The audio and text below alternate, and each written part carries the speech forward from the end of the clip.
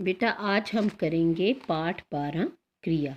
तो क्रिया क्या होता है? क्रिया जिसको हम इंग्लिश में वर्ब भी कहते हैं। तो क्रिया की परिभाषा आओ देखें किस प्रकार लिखते हैं। जो शब्द किसी कार्य के करने या होने का बोध कराते हैं उन्हें क्रिया कहते हैं।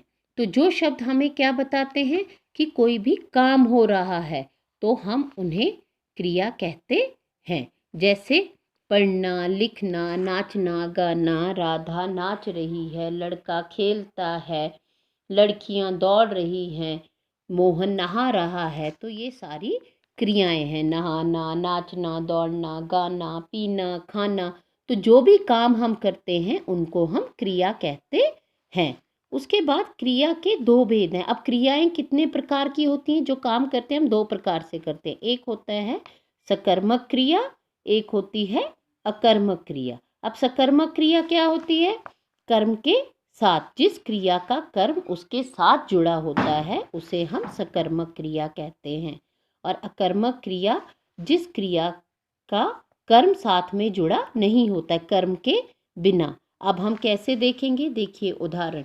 सकर्मक क्रिया, पिताजी अखबार पढ़ते हैं।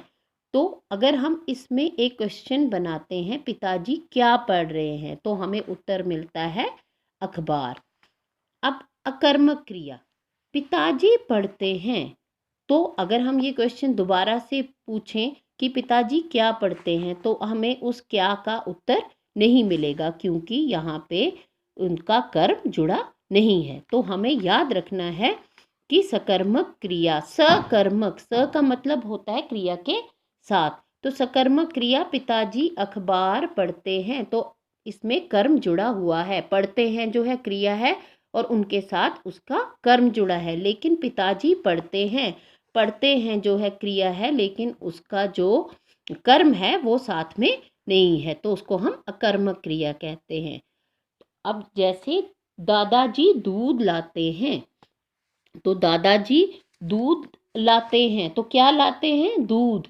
तो ये सकर्मक क्रिया। लेकिन दादाजी लाते हैं तो हमें पता नहीं है दादाजी क्या लाते हैं, तो वो अकर्मक क्रिया होगी। तो आई होप आपने अंडरस्टैंड किया होगा कि क्रिया क्या होती है और क्रिया के दोनों जो भेद हैं वो किस प्रकार हम पहचानते हैं। तो क्रिया के दो भेद हैं, सकर्मक क्रिया और अकर्मक क्रिया। और क्रिया किसको कहते हैं? किसी भी काम को के करने को। अब जो ये क्रिया है, क्रिया आपने हमेशा याद रखना है, किसी भी क्रिया के बिना वाक्य नहीं बनता। किसी भी क्रिया के कोई भी काम आप करते हो तभी हम कोई वाक्य बनाते हैं। जैसे मैं, मोहन उठता है, गीता गाती है, लड़कियां नाचती हैं। तो हर वाक्य में क्रिया का होना आवश्यक है। हिंदी में क्रिया वाक्य के अंत में आती है। वाक्य के, याद रखना हमेशा, हिंदी में क्रिया वाक्य के अंत में आती है। जैसे पिताजी अखबार पढ़ते हैं, तो जो पढ़ते हैं वो लास्ट पे आ रहा है। जैसे लड़के खेलते हैं, तो क्रिया अंत में आई।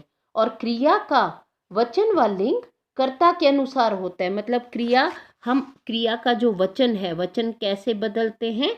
जो करता है उसके अनुसार, या लिंग जो है क्रिया का हम कैसे बदलते हैं? कर्ता के अनुसार, जो कर्ता होता है वैसे। जैसे तोते उड़ते हैं, तो अगर होता एक तोता तो हम लिखते तोता उड़ता है। लेकिन क्योंकि तोते हैं बहुवचन है तो हम लिखेंगे तोते उड़ते हैं। तो माताजी आ रहे हैं, आ रही हैं, तो माताजी अगर पिताजी होता, पुल्लिंग होता, तो हम लिखते पिताजी आ रहे हैं। तो इस प्रकार जो क्रिया है, क्रिया की जो वचन व लिंग कर्ता के अनुसार होता है। Thank you.